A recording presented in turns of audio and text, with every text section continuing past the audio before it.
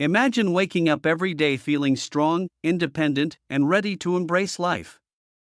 For many, this may seem like a distant dream, but for those in their 70s and 80s who maintain certain habits, it's a vibrant reality. In this video, we'll explore 8 key practices that not only promote longevity but also enrich the quality of life in our golden years. Stay with us, because these insights could transform your approach to aging. 1. Maintaining physical independence, the foundation of a fulfilling life. Imagine this: you're 75 years old. You wake up at 6 a.m., stretch your arms, walk to the kitchen, brew your favorite tea, and head out for a peaceful walk around the neighborhood. No cane. No helper. Just you, your steady feet, and your calm mind. That simple ability to move, to act, to live without relying on others is one of the most underrated treasures of aging. Physical independence isn't just about avoiding a wheelchair or hospital bed. It's about retaining your dignity, your freedom, and your confidence in daily life. From brushing your teeth to shopping for groceries, these actions give you a sense of control, something that many lose far too early. As a physician with over 30 years of experience working with older adults, I've seen one constant truth: the most vibrant seniors are the ones who stay physically active. And it doesn't require intense workouts or expensive gym memberships. A daily 30-minute walk, light stretching, gardening, tai chi, or dancing in your living room can do wonders. Let me tell you about Mr. Lean, a retired teacher now 82. Every morning, he jogs lightly in the park with his wife. He says, "It's not about living longer, it's about living better." That mindset keeps him going. Maintaining physical independence isn't about proving something to others, it's about preserving your autonomy for yourself and your loved ones. Because the more you can do for yourself, the less you worry your children, and the more joyful, confident, and purposeful your days become. 2. Cultivating emotional resilience, the inner strength that keeps you young. If your body is the vehicle of aging, your mind is the engine. And if there's one trait that separates those who age with grace from those who feel defeated by the years, it's emotional resilience, the ability to bounce back, stay calm, and keep hope alive, no matter what life throws at you. Getting older means facing loss of loved ones, of physical ability, of roles and routines you've known for decades. But aging doesn't have to mean bitterness or regret.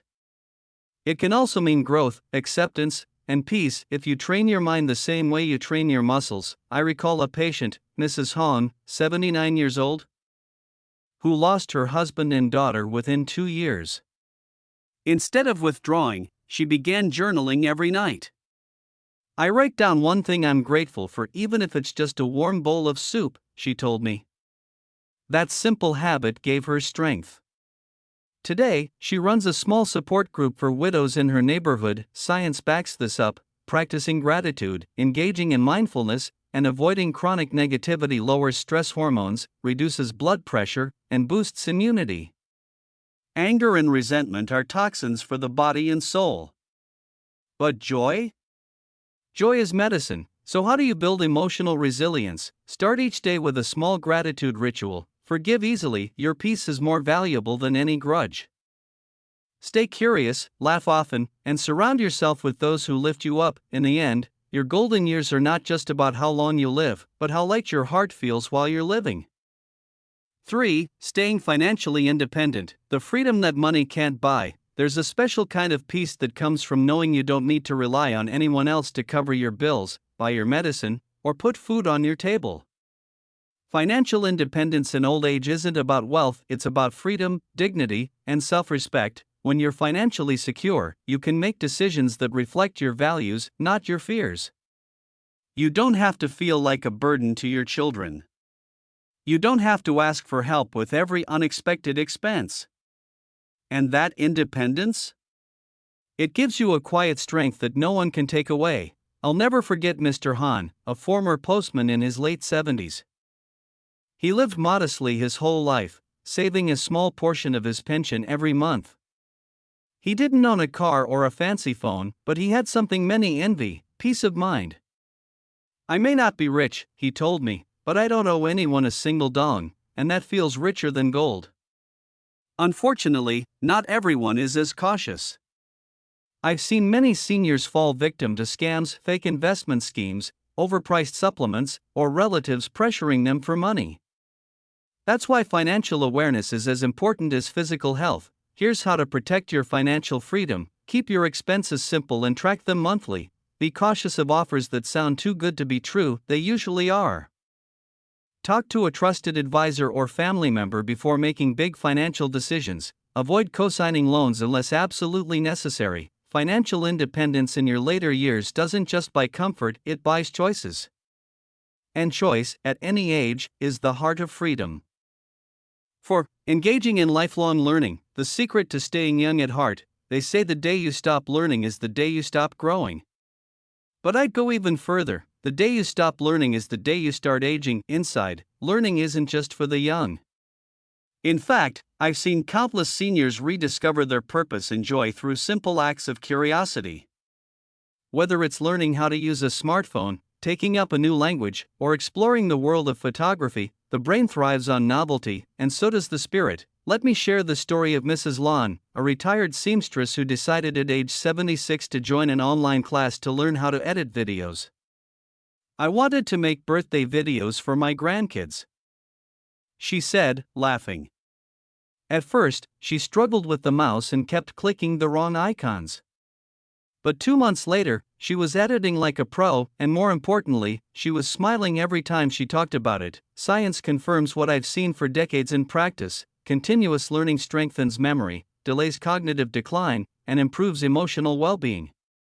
And it doesn't need to be academic. Gardening, learning to play an instrument, or even mastering new cooking techniques count. Here's how to keep learning. No matter your age, choose a subject or skill that excites you, not what's practical.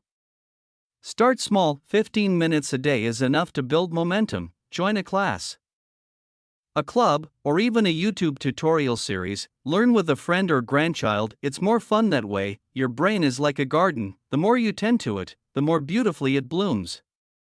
And when you keep learning, life never loses its wonder, no matter how old you are. 5. Maintaining social connections, the medicine no pill can replace. You can have a strong body, a sharp mind, and a full wallet, but without meaningful human connection, life loses its flavor. Social connection is not a luxury in old age, it's a necessity. Loneliness doesn't just make you feel sad, it can literally make you sick. Studies show that chronic loneliness increases the risk of heart disease, depression, dementia, and even early death. As a doctor, I've seen patients with stable physical health deteriorate rapidly simply because they lost touch with the people around them. But here's the good news: it's never too late to rebuild your social world. I remember Mr. Fook, an 81-year-old widower who came to my clinic looking withdrawn. He had lost many friends and barely spoke to his children. I encouraged him to join a local chess club. 3 months later, he walked into my office smiling.